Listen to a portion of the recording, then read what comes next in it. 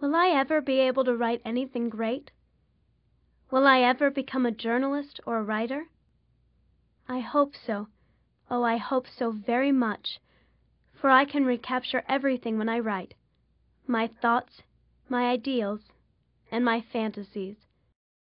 It's interesting because we would not have thought to do something on Anne Frank because she is so well known and her diary is so widely read. There's so much out there in contemporary culture about Anne Frank, and we really see our job is to do things that no one else is doing, to do things that are unique to the National Institution of Holocaust Remembrance. But it was our 10th anniversary year. Two of our curators working at one of our 10th anniversary exhibits devoted to hidden children, they were of course thinking about hidden children in general and who's the most famous hidden child? Anne Frank.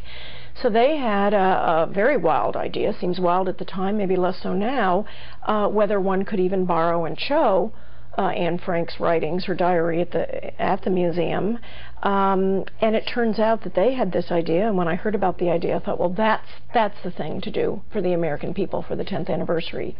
And so we made contact with our partners in Amsterdam, the Dutch Institute for War Documentation, and they were willing to entertain a discussion. They had never done this before, and then we contacted the Anne Frank Foundation in Basel, that owns the copyright to Anne's works, and they too were a little stunned by the request. Again, it was completely novel, but they were willing to consider it. And it was only after that when we began to look at the material in the bank vault that we realized that there was a bigger story than just bringing parts of the original diary here, that there was this real story about her as a writer that nobody knew.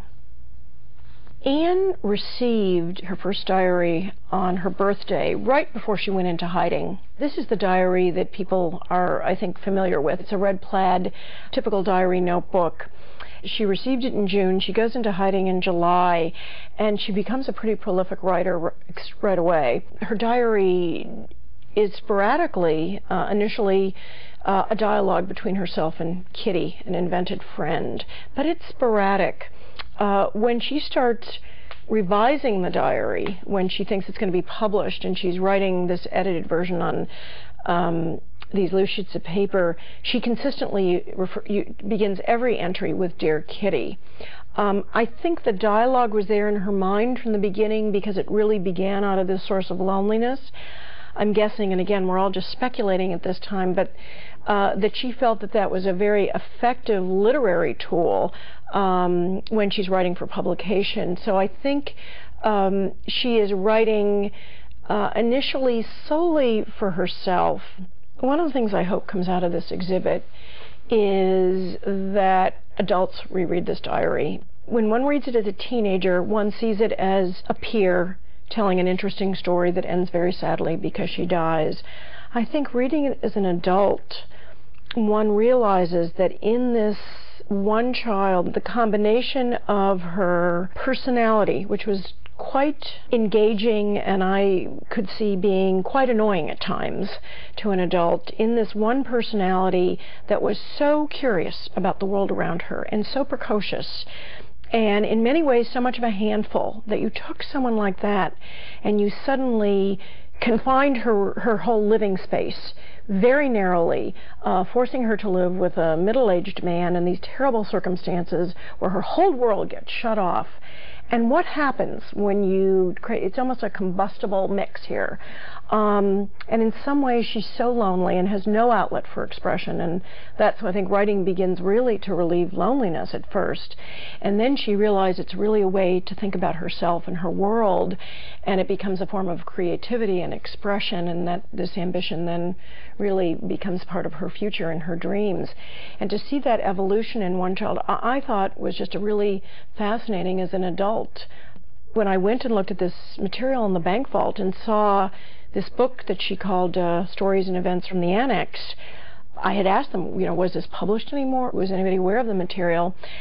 And there was an English publication of it, and I just started, you know, thumbing through it, and I opened to this essay called Give, and I'm intrigued by the title.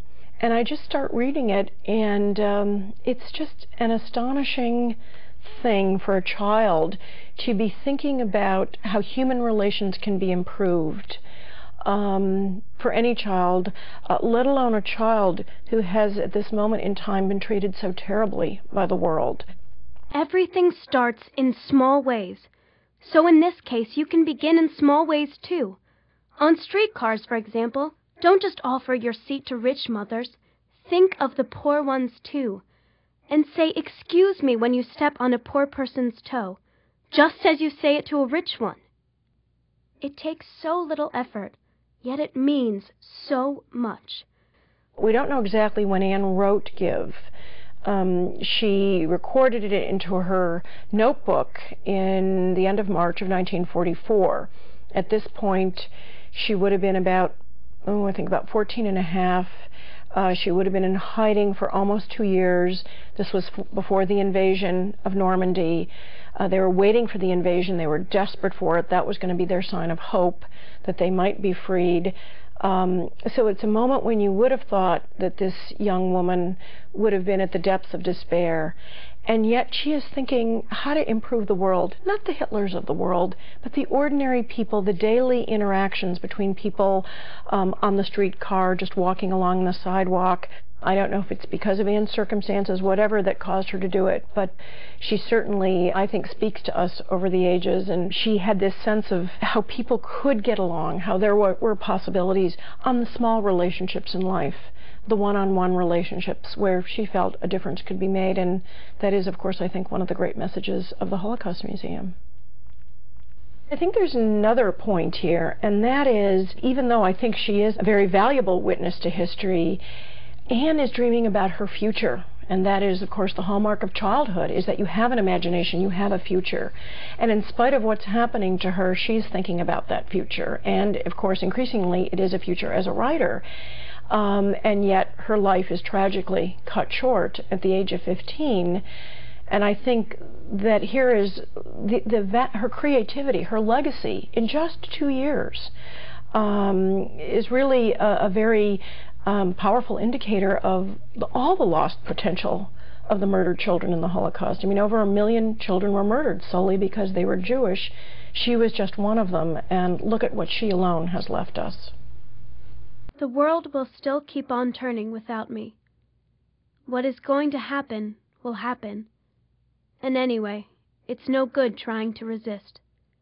I trust to luck, but should I be saved and spared from destruction, then it would be terrible if my diaries and my tales were lost.